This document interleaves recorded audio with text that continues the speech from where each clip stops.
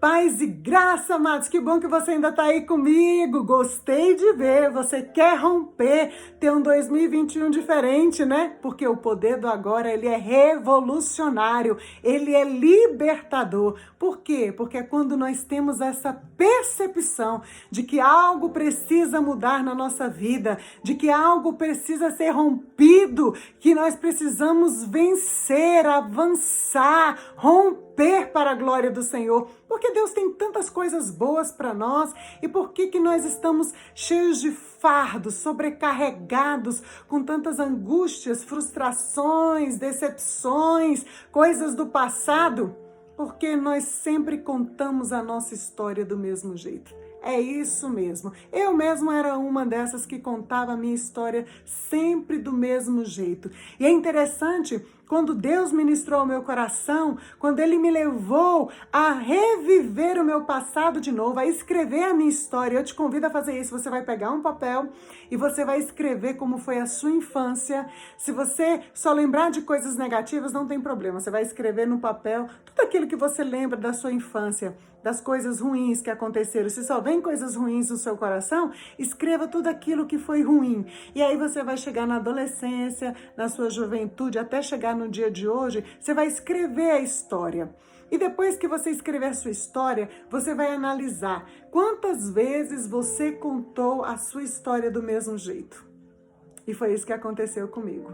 Quando eu escrevi na minha infância, eu escrevi a minha adolescência, eu escrevi lá da minha juventude, da minha mocidade, até chegar aos dias de hoje, eu comecei a perceber que realmente o que eu tinha escrito no papel é aquilo que eu sempre contava para as pessoas quando me perguntavam: como é que foi a sua infância? E a sua adolescência? Eu só contava a mesma história. E aí, o próximo exercício era o seguinte: agora tente contar a sua história novamente, de uma nova percepção, com um novo ângulo, com uma nova visão. Comece a ver, lembrar-se de coisas boas que aconteceram nessa mesma época que aconteceram as coisas tristes. Lembre-se das coisas boas. Eu comecei a escrever coisas boas, mas que não eram tão boas assim. Mas eu escrevi, né? Eu falei assim, vamos fazer o exercício. E eu fui escrevendo.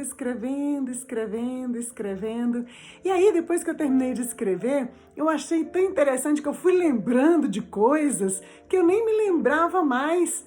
Coisas assim que tinha acontecido comigo, livramentos então, gente, que um muro caiu em cima de mim, eu sobrevivi, eu nem lembrava dessa história, onde eu estava contando para as minhas irmãs, então coisas assim vieram à tona, eu fui lembrando de outras coisas que um dia quase na época que eu era criança, quase eu fui atropelada, gente, não era nem para mim estar aqui conversando com vocês, quase eu fui atropelada por um caminhão, nem lembrava, e que Deus me livrou, que eu fui livre de pedófilos, eu também não lembrava, até o dia que eu fui escrevendo coisas que eu achei que eram interessantes.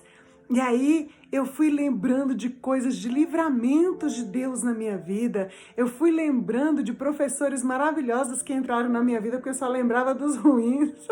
Só lembrava dos professores que me perseguiam. E eu fui lembrando.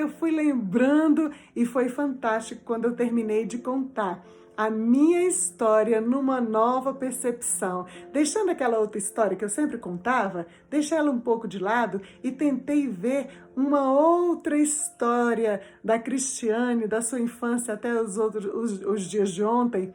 E foi muito fantástico, eu me surpreendi. Aí no próximo vídeo a gente continua para você descobrir o que Deus ministrou no meu coração, que de repente já está ministrando no seu. Então faça isso, escreva a sua história da sua infância. Se você só lembra no momento de coisas ruins agora, não tem problema. Depois você dá uma respirada e aí comece a tentar enxergar coisas boas que também aconteceram na mesma época. Com certeza você vai descobrir, nem que seja uma pequenininha. Até o próximo vídeo, eu estou te esperando. Um grande abraço.